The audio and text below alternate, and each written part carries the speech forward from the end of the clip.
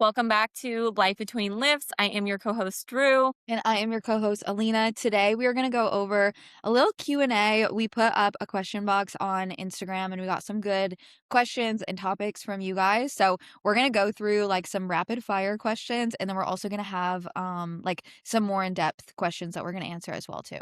Okay, so first rapid fire. Favorite Buffin flavor? Okay, I think my favorite flavor lately is the chocolate. It's kind of new. I do love the Cookie Monster, but yeah, I would say right now it's chocolate for sure. Do I get to go? Do I say mine? Yeah, say Oh, yours. okay. Please. My favorite is the Tres Leches, hands down, but they just came out with one that's like cookie butter and Tres Leches that I want to try so bad. I'm sure I that will take just my number one. Yeah, I ordered 2 of them, hopefully they're good, and I got, like, the tracking today when I was at the gym, and it was like, "Your Buffin is gonna be here on Saturday," and I'm like, "Yes!" Also, if you're listening and you're like, what the hell is a Buffin? A lot of people Yeah, don't know. They're probably like, what are you guys talking about? A yeah, Buffin is like a high protein muffin from Hummus Fit. Hummus Fit should sponsor us at this point because we are big seriously. fans. Yeah, yeah, we are all big fans, and they're, like, massive, like, muffins. Huge. They're not just, like, little ones, they're, like, these big old boys. They got, And like, they 20 grams of taste protein. good. They're Yeah, not like and delicious. proteiny or whatever. Yeah, yeah, it's literally, like, my sweet treat at the end of the day, every day. Okay, Drew, speaking of food, somebody asked, specifically you, not me, what your favorite donut is ever. Oh man, I told Elena that I could talk about this. It could be an episode. I could literally spend an episode talking about donuts because I'm so passionate. As you guys know, when I'm passionate about something, I can go on forever and ever. My clients know that I can yap for a long time, so I'll try to keep this short. Favorite donut shop is Salty Donut in Dallas, Texas. My favorite donut is a cronut or a maple bar. Wait, Mm. that sounds really good. Did you try Five Daughters when you were in Nashville? Or no? No, no. Oh, I And told then we're just like, we were zoned in. We were just eating our, yeah, Yeah, eating our Mac was makeup. on prep too, so that's Yep. kind of hard. Put her in a donut shop. You're like, "Here, you can smell it." Okay, next rapid fire, recent gym fails. Ooh, okay. I actually have one that I did, like, literally last week. I don't think it's gonna be as funny talking about it, but I'll still let you guys know. It was kind of like a chaotic day. I was at the gym with my friend Haley, and I was doing, like, the reverse V squat, and I haven't done that machine in a while, and I was like, "Okay." I did a set, and I was like, "It feels a little funky." I had, like, some chunky shoes on, so I was like, "You know what? I'm gonna kick my shoes off. I'm gonna do it in socks." I legit slid down the V squat machine and I did like a back bend. And my friend was like, "Are you okay? Did you just do that on purpose?" And I'm like, "No, I literally just did a full on back bend on the V squat." This is a legitimate question. Someone actually asked us. We are not making this up. Someone asked in the Q&A box how to get a dumpy like Alina. And I just have to say, like, you can't. I'm sorry. Like, this She is was born that way. I was born this way, guys. With a fat no, I'm just kidding. Some of us have to work really hard to get there, and Alina just came out of the womb with some luscious glutes, but we will talk about that a little bit later, on Double like cheeked up. glute development and how to grow your glutes. But Yeah. Alina's a freak in nature. Yeah, we have some training questions that we're going to dive into a little bit more. So, we'll definitely talk about like how to build your glutes, how we have our clients build glutes, how I built my glutes even more from a little infant. Okay, do you wanna go into the, like, deeper hitting questions? Yeah, let's start off with like the nutrition ones and Okay. then we'll skip into Okay, training. so, first question is about sugar-free versus sugar like, full sugar products, and I know it's a big misconception of, like, okay, is sugar-free bad for you because of the aspartame, but also sugar is bad for you, and, like, what do I do? What do I pick? So we're gonna go into detail and talk about this a little bit more. One thing that I want to say is that neither is bad, but if you're in a fat loss phase, you probably should more go towards the sugar free just because there's 0 calories. But there's a lot of other things to look for, is like gut issues and things like that. But I want to kind of go down a rabbit hole about aspartame, but I'll let you like touch on it first and then I'll come back. Yeah. No, I was just gonna say, like, when you are in a deficit, like, as you guys know, like, I have my Coke Zero, like, I talked about, like, sugar-free syrup when I'm eating pancakes and stuff like that. So when you are like tracking your macros and you're trying to be in a deficit, you're trying to lose weight, the like low sugar or the sugar-free products are definitely going to be, like Drew said, better because they're not going to have calories. So when you're going out, you're having coffees and stuff like that, you don't have to stress about it. But you also just want to keep an eye on like if you are having like gut health issues or you're having like some bloating and you do notice that you're having a lot of added sugars throughout the day, and like sugar alcohols, that could be a big thing of like why maybe you're not feeling good and why maybe you are feeling a little bit more bloated. So yes, sugar-free products can be very helpful, but at the same time, if you have too much of them, like it could lead into like some digestive issues. But I don't know if you're going to go into this, Drew, but I did post like on my story the other day and it was like, damn it, like the science is now showing that if you have like 9,000 ounces Coke Zero in a little rat, then it'll like kill you or Yes, something. that's actually what I want. That's what I want to talk about is because so many people, and the person that asked this question too, they were like, I've heard that aspartame is bad for you. So why are you and Alina over here chugging down Coke Zeros and you guys are health coaches? So I have one a day. yeah, I also only have like one sugar-free drink a day as well. But one thing that I want to touch on is yes, aspartame, and that's usually what people are talking about when they think of sugar-free. Yes, aspartame is not good for you, but all the studies out there show that you have to drink a ton. I know I was going to say something inappropriate.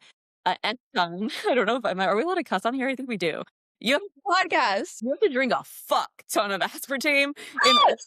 in order to have any issues. So the research shows that if you are 150 pounds, you have to drink 17 cans of diet soda a day over a long period of time, right? It's just not like 17 cans one day. Like imagine if you're drinking 17 cans every single day, that is going to be an issue. But majority of people, I'm sure there's someone out there that's, slamming down 17 Diet Cokes a day, but that's a lot of diet soda. So if you're not drinking 17 cans of diet soda a day, then you're probably okay. Like Alina and I said, we're drinking one a day.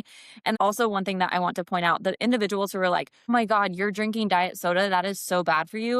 Those people are also like not exercising, smoking, doing all the other things that are also going to kill you. So I'm like, Yes. you're mad at us for drinking a diet soda when literally you're going to die from all the other things that you're doing. So don't get Yeah. your panties in a wad over a little diet soda.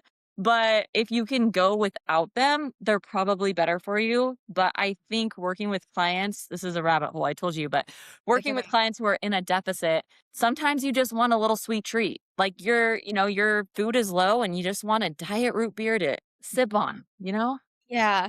Yeah. And So I was that's gonna go No, ahead. I'm glad you touched on that because I was gonna say somebody's probably listening. One of my friends is probably listening and she's gonna know I'm talking about her. But the people that get on you about like sugar-free products or like diet sodas and stuff like that, they're out like making cocktails or like drinking every weekend. And it's like, Yeah. brother, I think your alcohol is gonna be like impacting you a lot more than my one diet soda a day. Like I think I will be okay. Yes. So yeah, no, I'm glad that you mentioned that. Like honestly, everything's gonna kill us in excess. Like the sun, like the sun is a carcinogen too. So Next question. This individual said, I never have an appetite for breakfast. Why? that's a good question. And I do think we honestly have a lot of women who come to the program feeling this way too. And they're like, I've just never been like a breakfast person. And one thing is definitely going to be like, if you have just like trained your body, quote unquote, to not eat breakfast and you've been doing that for so long, like your hunger cues are going to be a little out of whack and you're just not going to be hungry for breakfast. But that doesn't mean that that's like normal or healthy because we definitely do need like breakfast to get our day started. So it could definitely be that, just like the habit of not eating breakfast for how many years, something that you've like instilled in yourself. Another thing too, like if you're having really heavy like dinners or like snacks at night, maybe you're waking up and you're not feeling as hungry from that too. But I do think like once you start even just to have like a little bit of breakfast in the morning, like a little yogurt or a smoothie or even a protein shake, like just something to get your day started, you are going to start to feel a little bit hungry or as your hunger cues kind of regulate themselves out. Oh my god, I can't talk. No, I agree. There's like literally nothing else I want to add to that. It's like the reason why you don't have an appetite is because you have not been eating in the morning for years or months or however long it has been. But once you start doing that, your body starts to crave food and has hunger cues in the morning. But I think this is really important that, like, if you are someone who does not have an appetite, just start slowly adding in small amounts of food in the morning, like a smaller, maybe it's even just a snack, not a meal, and see if we can start feeling a little bit hungrier in the morning time. Yeah. Yeah, a good sign to coming back to our reverse dieting episode, a good sign that maybe you need to reverse if you're not getting, like, regular hunger cues like that. Yes, beautiful. Way to tie that in. Thank you. I'll ask you the next question, Drew. Yeah. Okay, if you have to choose, you have a protein goal and a calorie goal, which one should you prioritize in a cut if you can't hit one of them? Does that make sense? So I guess my question to this individual would be, are you wanting to lose weight or are you wanting to lose body fat? Because if you are wanting to lose weight, then you need to be in a calorie deficit. So I would say calories because you can hit a protein goal and still gain weight. So if you're, for example, let's say I'm trying to eat 150 grams of protein a day, I can do that eating 1,200 calories. I could do that eating 3,000 calories. So just because you're hitting your protein goal does not necessarily mean you will lose body fat either or lose weight. Realistically, you need to be in a calorie deficit. So you should have a calorie goal, but protein is still very, very important. I think this question should be, do I have to choose? Because if it was me, I would do both. I would do a calorie and a protein goal. Kind of goes into the next question too. Someone asked if we can just touch on pre and post workout meals and the importance of both. Do you want to go into that one? Yeah. So, honestly, for, like, my pre-workout meal, like, it's just gonna be meal 1 of the day, so, like, I know Drew is the same way, like, she'll have, like, her protein oats, so the main thing that we wanna focus on for our pre-workout meal is definitely gonna be carbs, we wanna make sure we have carbs in there, but I also say, like, you still want a moderate amount of protein and fat because you also want it to sustain through your workout. So, I know I've talked to Drew about this too and, like, maybe some fiber in there too. Because when you were having just, like, cream of rice, did you say, like, you were digesting it just way too quickly because there's not much fiber in there? Yeah, so that's a really important part to this question is meal timing. So it does depend too if you're like eating and immediately going to the gym or you eating and you have 2 to 3 hours to go to the gym because like Alina said, fat is slower digesting. So if we add fat to that meal, it's going to be like longer lasting energy versus if we just have carbs without fat, it might be a little bit quicker. Fiber also slows down digestion. We talked about that a little bit. So adding fiber and fat to the meal is going to allow that energy to sustain versus if we're just having quick digesting carbs and a protein. So tracking back to what Alina said, I was at one point just having cream of rice as my meal 1 instead of oats. And I was digesting that so quickly by halfway through my workout, I started to like feel really shaky. I didn't have any energy. And so I knew that I needed to add like sometimes I'll do full oats or oats and cream of rice because oats have fiber in there. So it allows me to have a little bit more energy in my workouts, a little bit longer lasting energy. So I think that's something that's important to think about is like meal timing. If you are someone who eats lunch at work and then you go after work, that's a long time for you to be waiting in between workouts. So you might have to have, a little bit higher fat, some fiber, a bigger meal, and maybe even a snack before you go in. But like Alina said, carbs and protein are going to be the main drivers, but that fat and fiber might want to be sprinkled in depending on meal timing. Do you Yeah. agree with that? Yeah, 100%. And, like, going to Drew's example too, like, if you do have your meal at work, your lunch at work, and then you have a snack in between, if that snack is, like, let's say you're having that snack and then you're hitting the gym, like, immediately after, you really want that snack to be higher in carbs and maybe more, like, simple carbs. So, like, for me, I'd probably have, like, a Rice Krispie treat or, like, rice cakes or something like that, that is going to just kinda give me that extra energy before I go. So, definitely if you're closer, it's not as big of a deal to have, like, that extra fiber and fat in there, but, like, for me, I have my breakfast and then, like, I go lift, like, an hour later, so I wanna make sure that I'm having a balanced meal before then. And then, like, post-workout too, you definitely wanna prioritize your protein post-workout, and then also your carbs too, you wanna replenish your glycogen store. Okay, now getting into a little bit more in depth with like training questions here. Where should we start? Should we start with the hypermobility? Somebody asked us how to be cautious with Cautious. that how to be cautious with hypertrophy. Okay, I'm going to ask this question. How to be cautious with hypertrophy training if you're hypermobile? Why was that so hard? I don't know. Hypertrophy training, if you're hypermobile, I am going to have Alina take this one because she does. Do you have quite a few clients who are hypermobile? Yeah, I think I have, like, 2 right now, but I have had, like, a couple more in the past too. Honestly, at the end of the day, like, I don't think it's as complicated as people make it out to be. Like, as long as you're not going into, like, excessive ranges of motion, like, you're gonna be okay, and as long as, like, you're keeping your form and you're controlling that weight, like, you're gonna be totally fine. Because a lot of times too, like, strength training and hypertrophy training, I promise I'm a coach, guys. Strength training is going to be helpful for people with hypermobility because it's also gonna help them, like, strengthen their muscles and their joints and just give them a little bit more control around everything too. So as long as you're, like, performing things with control and with good form, like, you're gonna be totally fine.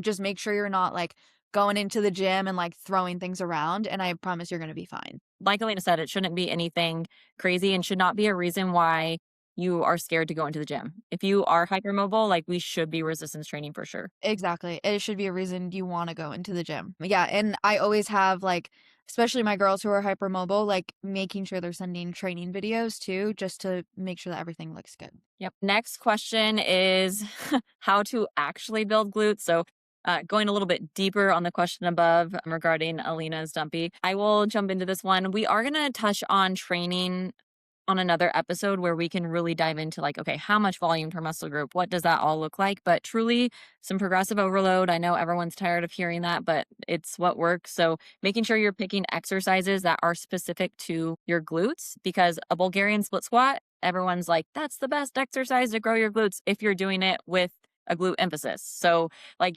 there's lots of ways to do different exercises, but making sure you are emphasizing the glutes. Hip thrusts are one of my favorites. Bulgarians, RDLs, step ups. I think step ups are actually like if we're looking at the science literature is the number one glute growing exercise. I So love sit-ups. what else am I missing? Like hip abductions, Kickbacks. kickbacks, yeah. Yeah, another thing is you wanna have well-rounded glute-focused workouts, so if you're going into the gym and you're just doing a bunch of different squat variations, like, that's not gonna be helpful.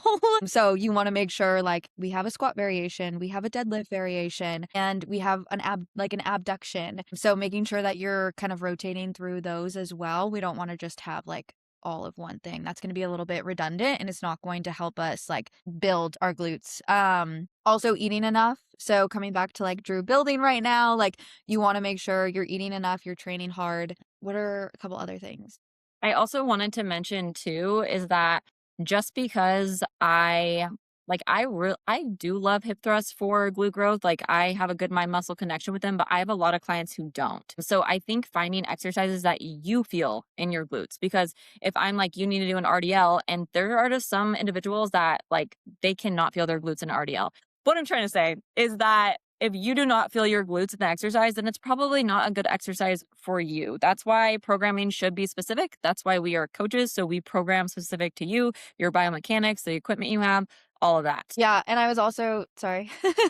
I was also talking to, my in-person client today, and it's like, we also have, like, a general, like, guidelines for when you're doing movements. So, like, your hip thrust, like, you want your, like, knees to be at 90 at the top. Like, there's general guidelines, but then from there, like, we can adjust depending on the person and depending on where they feel it a little bit best. So, if your feet are, like, setting up at the 90 degrees, your knees are at 90 degrees at the top of your hip thrust, but you're feeling too much quads, like, it's okay to move your feet out a little bit or, like, Yeah. adjust there. So, like Drew said, having, like, those specific workouts that work for you and then also adjusting them to feel the best as well. Love it. I love it. Okay. Next one realistic expectations for coaching. I feel like this could literally be a full episode, actually. I agree with this. I Okay, my short, like, quote that I have is, "You get out of coaching what you put in." And I think that's, like, a very good, like, Sums general it up. statement. Yeah, it sums it up. Like, we can definitely talk about, like, relationship and everything like that too, but I think you get what you put in. Like, you can have a coach, they can't do it for you. Like, they're gonna give you all of the advice and all the knowledge that they can, and they're gonna help you in any way, but if you're not putting in the work, if you don't wanna put in the work, it's not gonna matter what they say. I feel like sometimes people think we have like this magic wand and we're just like, boom. Like you're gonna do everything we say, but like the popular saying, like you can lead a horse to water, but you can't force it to drink. I think that's the biggest thing. And so if you're willing to put in the work, then you will reap all the benefits. Like we will get you anywhere you want to be, but you have to be able to do XYZ. Yeah, 100%.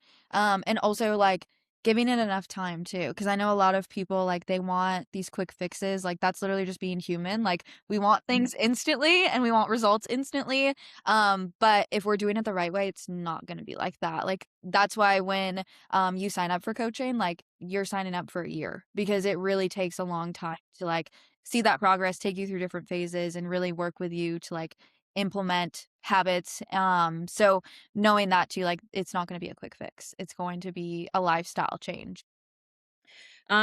Someone wanted us to touch on our fitness journeys and how we became coaches. We did touch on this in episode 1, so I don't know if we really need to go super in depth into this, but I'll give you a short little tidbit, I guess. Should I talk about like how we became coaches or why? Let's pick one and then go on. Let's do let's do why. Why? Okay. Um, Obviously, we both are probably gonna say like we just love helping individuals, but I think I just want to be that individual that I wish I had when I first started my journey. True, that's what I'm gonna say. That's why we're both here, and that's why we have this podcast because we're the same. Yeah.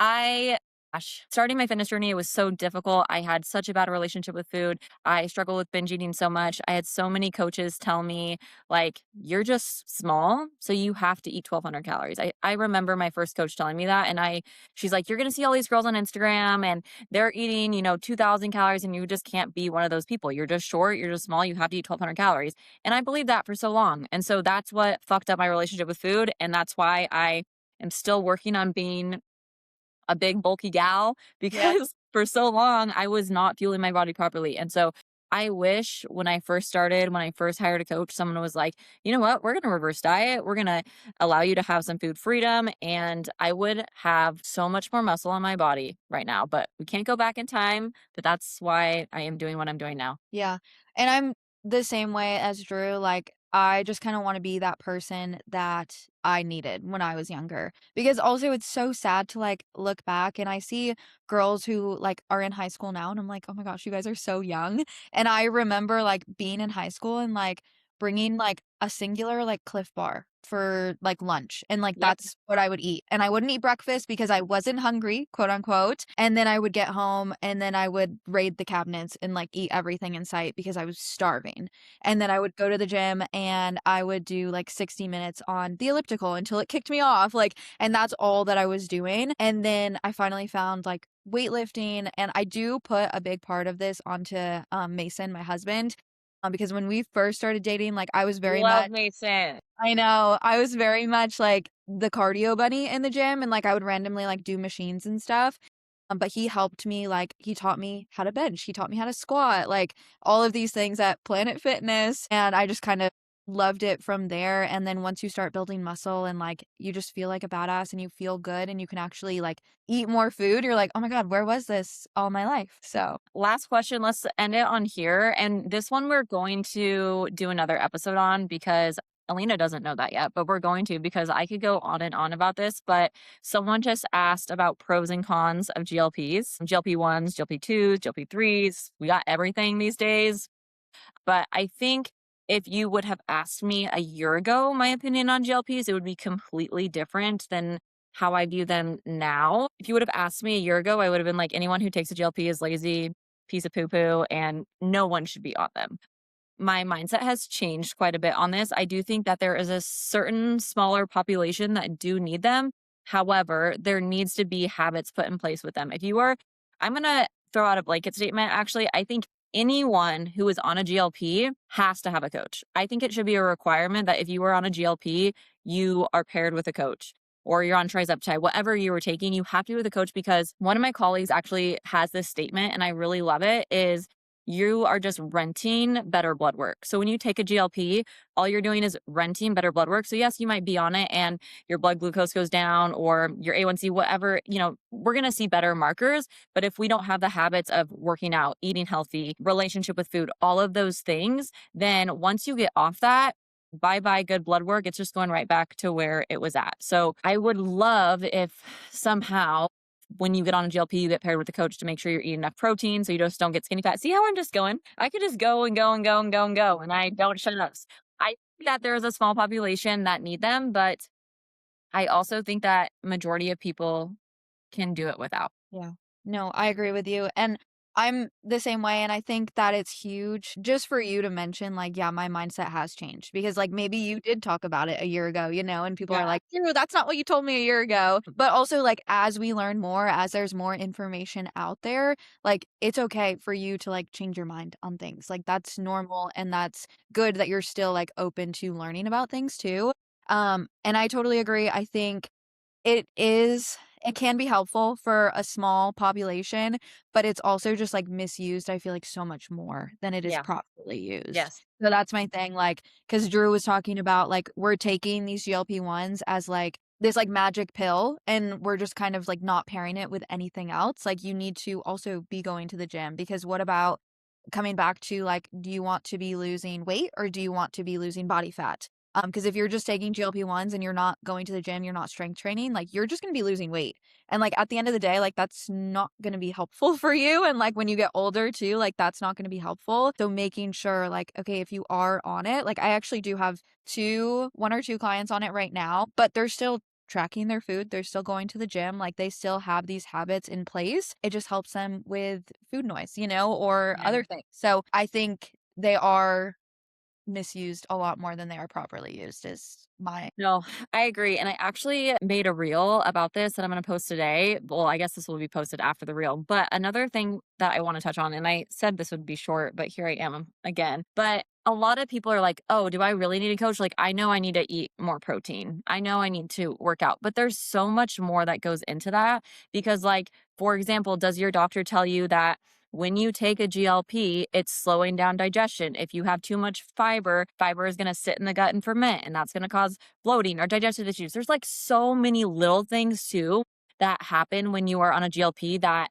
they don't really talk to you about that. They just say like, "Oh, you're going to lose body fat." Right? You're not going to be hungry. And there's just so much more that goes on, and like Alina said, the food noise, I think that's really more the population that I'm talking about. There are some people who have an addiction to food and they really struggle with binge eating and things like that. And so this helps with that. But like I said, if you are renting better blood work, you might just be renting less food noise. But what happens if you don't go to therapy and you don't work through why you actually have that food noise is that when you get off of it, that food noise is going to come back. So I think if you understand that, yes, it is just a Band-Aid, then sure, you get to make the decision if you want to be on that. But if you really want to use it as a tool and allow yourself to create this lifestyle change, then have someone guide you through that. Have someone like allow you to resistance train and eat the right foods and then also pull you off of it and see like, okay, how are you feeling with a smaller dose? And then can we completely come off of it. So there's just so much that goes into it, and I wish that was used more, like a coach was used with it more. Yeah, I agree. And also, like,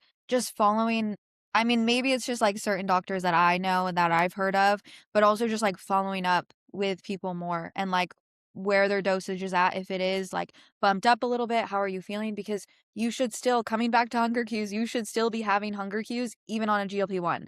Like, Yeah. you still need to be eating all of your meals throughout the day. You should not be, like, never hungry. That's not normal. So just having, like, those regular updates too, because I know a lot of times, like, doctors will hand out things and then they won't talk to you for 3 months, you know? So what's happening in between and where are you at? Thanks for letting us yap today. If you like this episode, send it to a friend, subscribe to us on Spotify, or leave us a review. Not if it's bad though. Stay strong, stay sane. See you next Tuesday.